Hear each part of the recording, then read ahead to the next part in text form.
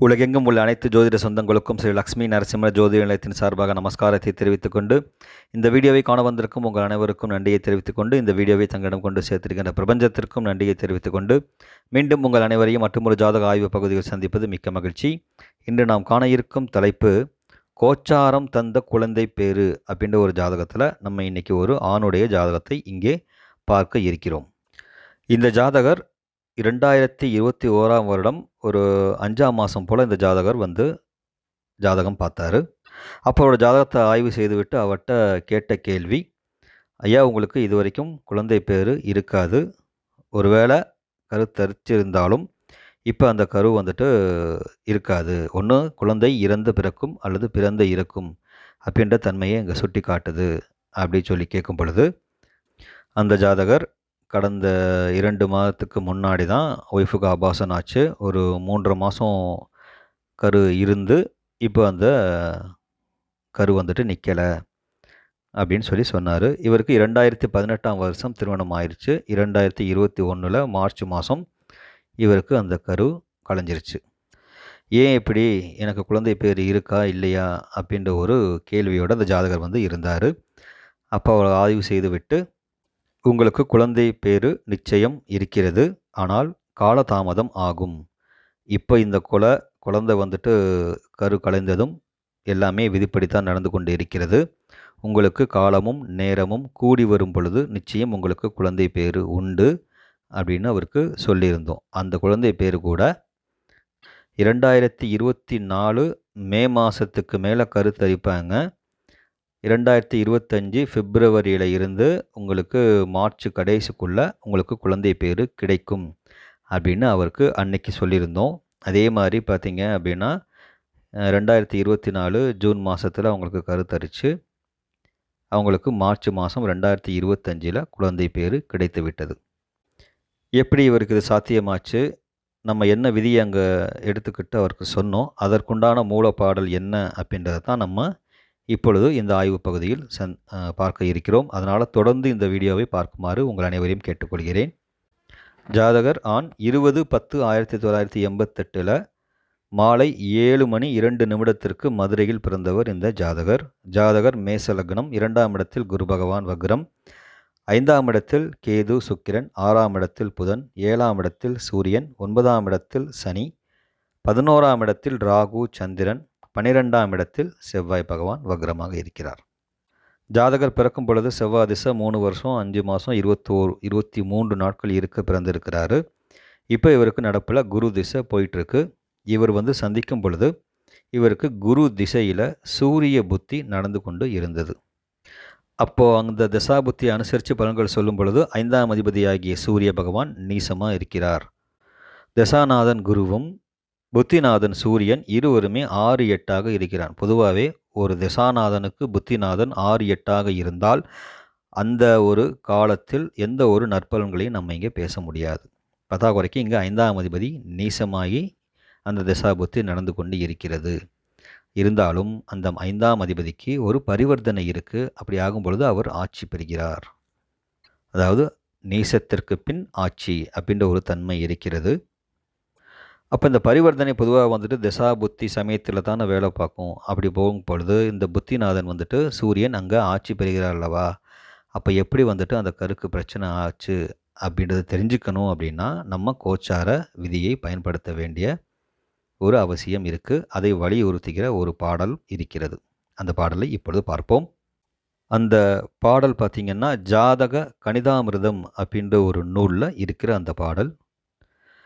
சுகத்தான மேனாதி வன் குரு தொடர்கின்ற வண்ணாளில் பதித்தார் பணமறை யோனதில் பையனன் மகப்பயக்கும் மதிற்றான் சனி சேவாய் மண்ணாளில் கருவழியும் விதத்தான் மகமெளிவும் வரும் விரையார் கருங்குழலே அப்படின்றது அந்த பாடல். இன்னொரு தடவை சொல்கிறேங்க. சுகத்தான மேனதிபன் குரு தொடர்கின்ற வண்ணாளில் பதித்தார் பணமறையோனதில் பையனன் மகப்பயக்கும் மதிற்றான் சனி செவ்வாய் அம்நாளில் கருவழியும் விதத்தான் மகமெளிவும் வரும் விரையார் கருங்குழலே அப்படின்றது அந்த பாடல். ஜாதக கணிதாமிர்தம் அப்படின்ற நூலில் இருக்குது. இதோடைய சாராம்சம் என்ன அப்படின்னு பார்த்தீங்கன்னா, பொதுவாக 5ஆம் அதிபதி அப்படின்னு சொல்லக்கூடிய கிரகம் நின்ற நட்சத்திரத்திற்கோ அல்லது புத்திரகாரகன் அப்படின்னு சொல்லக்கூடிய குரு பகவான் நிற்கின்ற நட்சத்திரத்திற்கோ கோச்சார குரு வருகின்ற நாளில் புத்திர உற்பத்தி ஆகும்.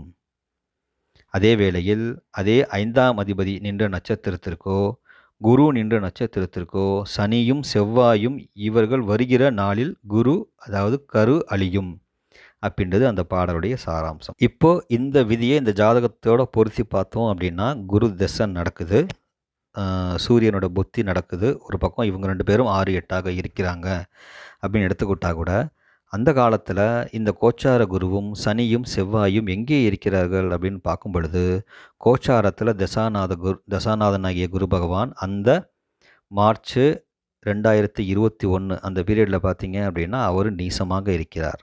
அதே போல் குரு நிற்கிறது ஜனன காலத்தில் ரோகிணியில் இருக்கிறாரு. அதே ரோகிணியில் செவ்வாய் பகவான் இருக்கிறாரு. சனி பகவான் திருவோணத்தில் இருக்கிறாங்க.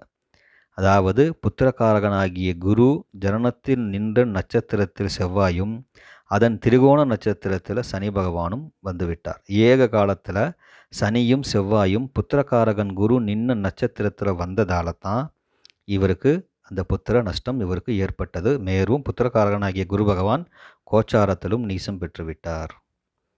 இங்கே ஜனனத்தில் 5ஆம் அதிபதி நீசம் பெற்று இருவரும் 6, 8ஆக இருந்து தசாபுத்தியும் கோச்சாரமும் இணைந்து செயல்பட்டது. அந்த புத்திரம் நஷ்டம் இவருக்கு ஆனது.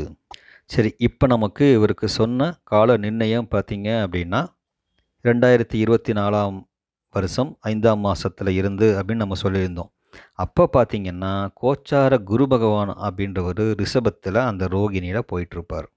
அப்படி அந்த குரு ரோகிணியில் போகும் சமயத்தில் சனியோட தொடர்பு அங்கே வராது. சனி பகவான் வந்துட்டு கும்பத்தில் தான் இருந்தார். செவ்வாய் வந்துட்டு அந்த நட்சத்திரத்தை கடந்து வந்திருந்தாலும் குரு அங்கே இருக்கிறதால இவருக்கு நற்பலன்களே அங்கே நடந்தது. கரு உற்பத்தி ஆச்சு, குழந்தை பேரும் நல்லபடியாக இவருக்கு கிடைத்தது.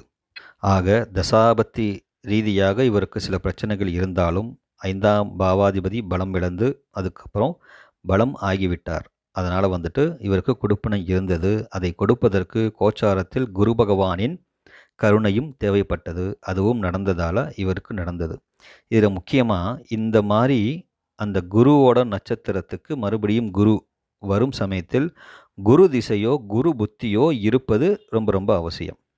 அப்படி இருந்தால் இந்த விதி 100% ஒர்க் அவுட் ஆகும். இவருக்கு பாருங்கள், குரு திசையே 2026 வரைக்கும் இருக்குது. அதில் இப்போது ராகு புத்தியில் தான் குழந்தையே பிறந்திருக்கு அவங்களுக்கு. அப்போ குரு திசை நடந்து அந்த குரு ஜனனத்தில் குரு பகவான் நின்ற நட்சத்திரத்திற்கே கோச்சாரத்திற்கு வந்ததால் இவருக்கு அந்த புத்திர பாக்கியத்தை கொடுத்திருக்கிறது அப்படின்ற விதியை பார்த்துருக்கோம். பொதுவாக இந்த புத்திர தடைக்கு மற்ற விதிகள் பார்த்திங்கன்னா 5ஆம் அதிபதி நீசம் பெற்றாலோ 5இல் பாவர்கள் இருந்து சுபர்கள் பார்வை இல்லாமல் போச்சு அப்படின்னா அவங்களுக்கு புத்திர பாக்கியம் தடையாக இருக்கிறது. அதே மாதிரி பொதுவாக லக்னாதிபதியும் 5ஆம் அதிபதியும் 6, 8ஆக இருந்து அதில் ஒருவர் வக்ரம் பெறும் பொழுதும் அவருக்கு ரொம்ப தாமதமாக குழந்தை பேர் கிடைக்கின்றது. இங்கே பார்த்திங்கன்னா லக்னாதிபதி செவ்வாயும் சூரியனும் 6, 8ஆக இருக்கிறாங்க. பரிவர்த்தனை சூரிய பகவான் அடைந்தாலுமே மறுபடியும் அங்கே 6, 8ஆக தான் இருக்கிறார்கள். சரி, ராசிக்குன்னு பார்த்தோம்னா ராசிக்கு 5ஆம் அதிபதியாகிய புத பகவான் 8ஆம் இடத்துல, ராசிக்கு 8ஆம் இடத்துல மறைஞ்சிட்டார். அவர் உச்சமே பெற்றாலும் ராசிக்கு 8இல் போய் மறைந்து விட்டார். மேலும் அவரை சனி செவ்வாய் இருவரும் கூடி பார்க்கிறார்கள். இந்த தசாபுத்தியை நம்ம தொடர்புபடுத்தி சொல்லணும் அப்படின்னு சொன்னால் ராசிக்கு நம்ம மையமாக வச்சு நம்ம சொல்லலாம். ராசிக்கு 2க்கு 11க்கு அதிபதியாகிய குரு பகவான் தசை நடத்துகிறாரு. ராசிக்கு 5ஆம் அதிபதியாகிய புத பகவான் புத்தி நடத்துகிறார், அதாவது அந்தரத்தை நடத்துகிறார். அந்த அந்தரநாதனாகிய புதனை வந்துட்டு குரு பகவான் பார்த்து கொண்டு இருக்கிறார் அப்படின்றது நம்ம இங்கே எடுத்துக்கலாம். முன்னாடி நம்ம ஒரு பாடல் ஏற்கனவே பார்த்துருப்போம். அதாவது 7 இடத்தோன் 5இல் ஏற சோழியனை பாவர் கூட சுகம் தரும் பெண்ணே இல்லால் வாளினும் பிள்ளை இல்லை அப்படின்ற பாடல் இருக்குது. ஆனால் அது இந்த பரிவர்த்தனை இங்கே இருக்கிறதால அந்த பாடல் இங்கே பொருந்தாது அப்படின்றதையும் நம்ம இங்கே தெரிஞ்சுக்கணும். ஆக இந்த ஒரு ஜாதக அமைப்பிலையும் முக்கியமான சில கோச்சார விதிகள் உங்களுக்கு கிடைத்திருக்கும் என்று நான் உறுதியாக நம்புகிறேன்.